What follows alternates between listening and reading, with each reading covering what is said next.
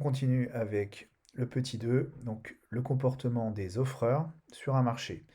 Donc les offreurs, hein, c'est les vendeurs. Là tout à l'heure on a fait les demandeurs, c'est-à-dire les consommateurs. Là on fait le comportement des offreurs, c'est-à-dire les marchands, les vendeurs sur un marché. Donc au niveau du plan, on passe au petit 2. Et alors, bon, je laisse ça de côté. Donc, nous allons maintenant voir un second type d'agents présents sur un marché. On les appelle les offreurs. Il s'agit d'entreprises qui souhaitent vendre des produits, donc des biens et des services, et réaliser un maximum de bénéfices, comme toute entreprise privée. Pour y parvenir, les offreurs adoptent ce qu'on appelle un comportement rationnel. Ils font des calculs afin de prendre les meilleures décisions en fonction de la situation. D'accord? Dans la réalité, tous les offreurs n'adoptent pas un comportement totalement rationnel, ils font des erreurs, prennent parfois de mauvaises décisions. Mais pour comprendre le fonctionnement global d'une économie de marché, les économistes font l'hypothèse que les entreprises font preuve d'une parfaite rationalité dans leurs décisions. D'accord? Donc tout ça, c'est du blabla théorique, on va dire, hein. On imagine un monde où les entreprises feraient des choix totalement rationnels et on essaye de voir qu'est-ce qu'on peut en tirer comme conclusion. D'accord? Selon, voilà, c'est une démarche de modélisation. Voilà. Comme on ne peut pas représenter toute la complexité du monde, la complexité des agents, les erreurs qu'ils peuvent commettre, on va faire une hypothèse, certes un peu irréaliste, mais qui simplifie quand même beaucoup les choses. On suppose que les entreprises réfléchissent très sérieusement à maximiser leurs profits. Elles ont des stratégies, elles font des calculs, et on verra jusqu'où ça nous mène en termes de représentation graphique. Ok? Donc ça, c'est ce qu'on appelle l'hypothèse de rationalité des agents économiques. Et d'ailleurs, je ne l'ai pas dit tout à l'heure, mais on suppose également que les consommateurs, les demandeurs, ils ont une rationalité. Ils font des choix en matière de consommation de telle sorte à rendre au maximum leur satisfaction. En économie, on appelle ça l'utilité. Ils maximisent leur utilité, les consommateurs, en réfléchissant très sérieusement à comment ils vont dépenser leur budget. Bon, on n'a pas besoin de rentrer dans tous ces détails. Alors, activité 5. Construire une courbe d'offres individuelle et une courbe d'offres agrégée. Donc ça va être un peu la même démarche que tout à l'heure. On va partir d'une courbe individuelle, mais ce n'est pas une courbe de demande, là ce sera une courbe d'offres. Donc vous avez ici le document 5 pour vous expliquer la relation entre le prix de vente et la quantité offerte par un agent, par une entreprise. Ça vous explique pourquoi est-ce que la courbe, vous allez le voir, elle est croissante. Hein. Donc un petit lexique pour vous aider, que vous lirez. Donc on attaque immédiatement les questions. Donc là on a un plan d'offre, donc là c'est plus un plan de demande, c'est un plan d'offre. Et là c'est le plan d'offre de Richard. Alors là qu'est-ce que ça nous raconte ces données? C'est extrêmement simple. C'est en fonction du prix de vente que pourrait pratiquer Richard, la quantité de lait qu'il est prêt à vendre chaque mois. Donc là, c'est un petit peu plus compliqué à comprendre parce que on a l'impression que les agents, ils peuvent choisir leur prix. C'est vrai, au quotidien, les gens, les vendeurs, c'est eux qui choisissent leur prix de vente. Bon, bah, dans la théorie économique, c'est un petit peu plus compliqué.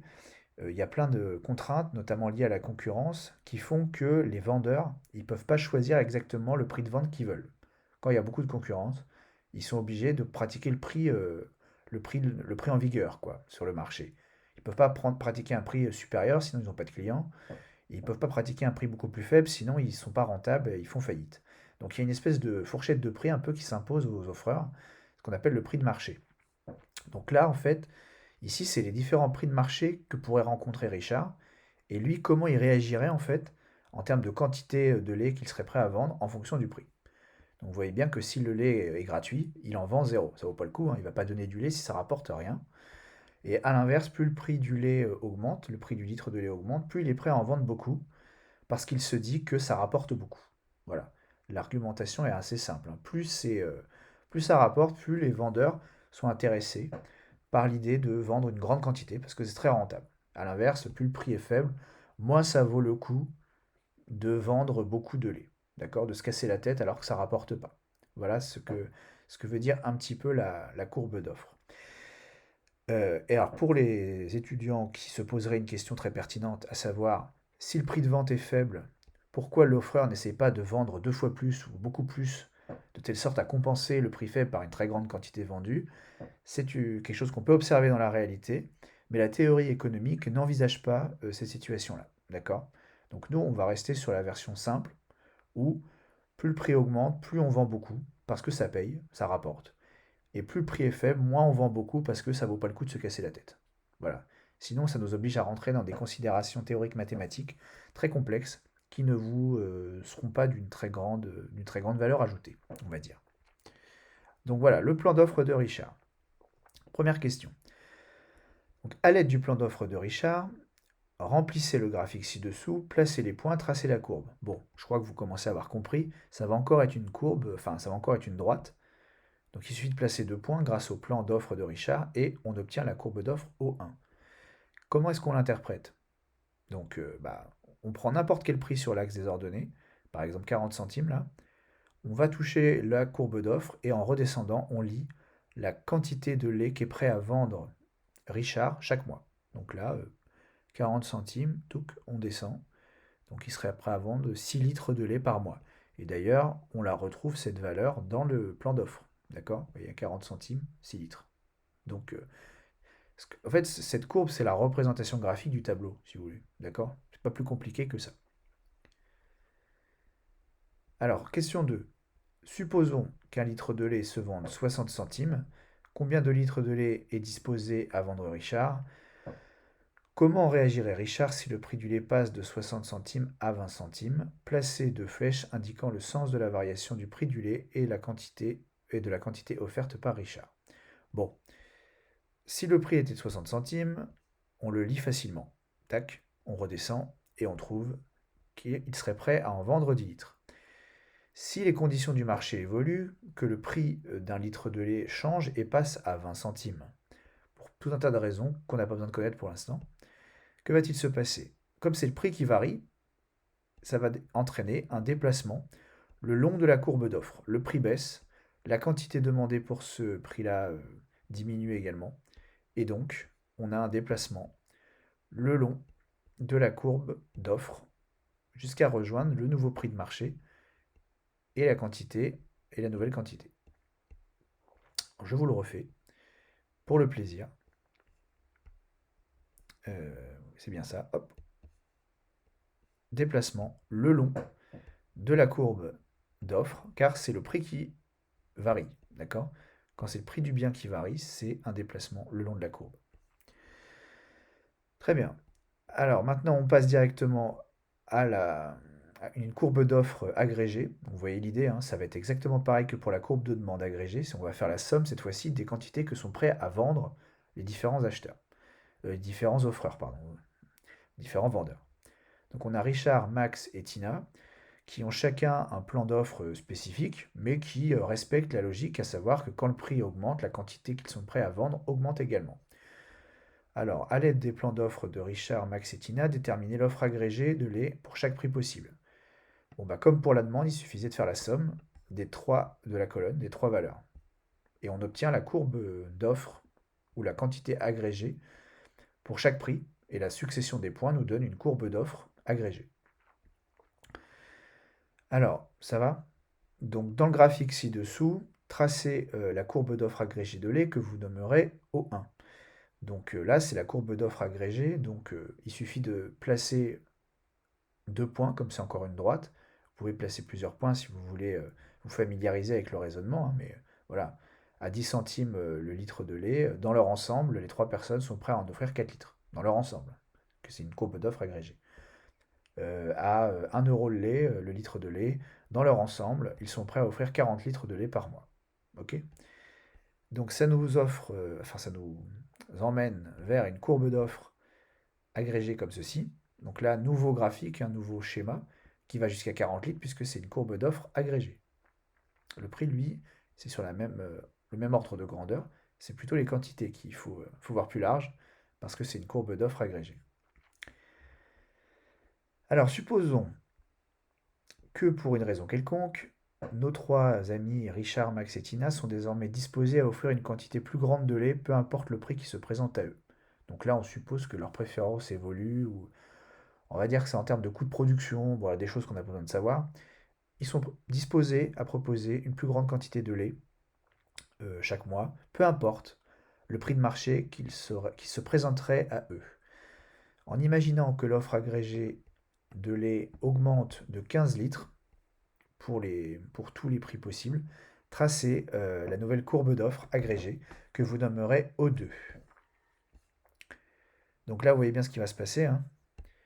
Il va y avoir un déplacement de la courbe d'offre vers la droite, puisque c'est les préférences, on va dire, des offreurs qui évoluent. Hop, déplacement de la courbe d'offre vers la droite. Et ça augmente parce qu'ils sont prêts, dans leur ensemble, à proposer 15 litres de lait supplémentaire chaque mois. Donc là, la courbe, elle ne se met pas n'importe où, hein. L'écart pour chaque, vous prenez un prix n'importe lequel, l'écart ici, en quantité, c'est 15 litres à chaque fois. C'est pour ça que les deux courbes d'offre, enfin les droites, sont parallèles. Parce qu'à chaque fois, l'écart est identique. Et cet écart, c'est 15 litres de lait. Voilà, j'espère que vous avez saisi. Alors, je vous laisserai lire, ou je vous lis la remarque, hein, voilà. Euh, Comme le laisse entendre la question 5, les offreurs ne sont pas libres de fixer eux-mêmes le prix auquel ils vendent. C'est un peu ce que j'ai dit tout à l'heure, hein. En effet, dans la théorie économique néoclassique, les offreurs comme les demandeurs ne peuvent pas choisir le prix auquel ils vont pouvoir vendre ou le prix auquel ils vont pouvoir acheter le bien ou le service. Le prix du marché s'impose aux agents en raison de la concurrence qui s'exerce entre les offreurs, mais aussi entre les demandeurs, voir suite du chapitre. Pour rappel, la concurrence désigne la compétition qui s'exerce entre les entreprises pour vendre leur production et faire du profit, et entre les consommateurs pour obtenir un bien ou un service nécessaire à la satisfaction d'un besoin, lorsque ces biens évidemment ou services sont en quantité insuffisante. Pour terminer, question 6. Supposons maintenant que pour une raison quelconque, Richard, Max et Tina souhaitent désormais offrir une quantité beaucoup plus faible de lait. On ne sait pas pourquoi, il y a un changement dans leur coût de production, ils ne peuvent plus proposer autant de lait qu'avant, ils vont en proposer tous moins. Donc sans vous soucier des proportions, tracez une nouvelle courbe d'offres agrégée de lait que vous nommerez O3 et qui représente en fait le fait que dans leur ensemble, ils sont prêts à offrir une plus faible quantité de lait qu'avant. Alors graphiquement, ça va nous faire la chose suivante. Donc là, c'est O1. Et ensuite, il y a un déplacement de la courbe d'offre vers la gauche. C'est-à-dire on se rapproche du zéro, hein, de la quantité zéro, parce que ça diminue. Alors là, l'écart n'est pas important, hein, puisqu'on a dit sans se soucier des proportions. Mais vous voyez bien que quand les offreurs, dans leur ensemble, désirent offrir moins de lait, l'offre agrégée de lait se décale, se déplace vers la gauche. Ok. Une petite dernière pour le plaisir. Hop, ça se décale vers la gauche. Alors on a l'impression que ça se décale vers le haut, mais en fait c'est la même chose en fait. Alors vous, pour la compréhension, restez sur l'idée que ça se décale vers la gauche, parce qu'en fait c'est sur les quantités se lisent sur l'axe horizontal. Donc vous voyez, ça a plus de sens de se dire que la courbe se décale vers la gauche, parce que les quantités diminuent, les quantités offertes diminuent ou augmentent, hein, que de se dire que ça se décale vers le haut. Voilà, on voit pas trop le rapport avec les prix. Enfin bon, vous allez vous embrouiller l'esprit, donc ça sert à rien. Dites-vous que la courbe se décale vers la gauche parce que les quantités offertes baissent, ou elle se décale vers la droite si les quantités offertes augmentent, ce qui est beaucoup plus cohérent graphiquement. Ok. Et donc pour finir sur ceci, on vient de voir que la courbe d'offre est croissante. Plus le prix auquel le bien ou le service peut être vendu. euh, Ah, attendez, je reprends. On vient de voir que la courbe d'offre est croissante. Plus le prix auquel le bien ou le service peut être vendu. euh, Ah, il manque un morceau. Plus, ah, peut être vendu, plus les offreurs. Ah oui, c'est ça. C'est bon. Plus les offreurs proposent une quantité importante sur le marché, parce que ça rapporte beaucoup. Voilà ce que je disais tout à l'heure. Au contraire, le prix auquel ils peuvent vendre, plus le prix auquel ils peuvent vendre est faible, alors ils vont proposer une quantité plus faible à la vente car ça rapporte peu. Mais on pourrait faire une objection. Bon, bah, je vais aller vite parce que ce que je dis tout à l'heure, hein. Laquelle, à votre avis? Si le prix de vente qui s'impose aux offreurs est faible, peut-être que c'est dans leur intérêt de vendre une très grande quantité. Même avec un prix, même si le prix est faible, le fait de vendre plus grosse quantité permettrait normalement d'avoir des bénéfices importants. Mais dans ce cas, la courbe d'offre ne serait plus croissante, mais aurait une autre forme que l'on ignore. Ok. Donc le cas de compenser la faiblesse du prix de vente par la quantité vendue, c'est quelque chose qu'on ne va pas aborder, ce serait trop compliqué. Donc on va voir dans l'activité suivante pourquoi la courbe d'offre des entreprises dans la théorie néoclassique est toujours croissante. Voilà.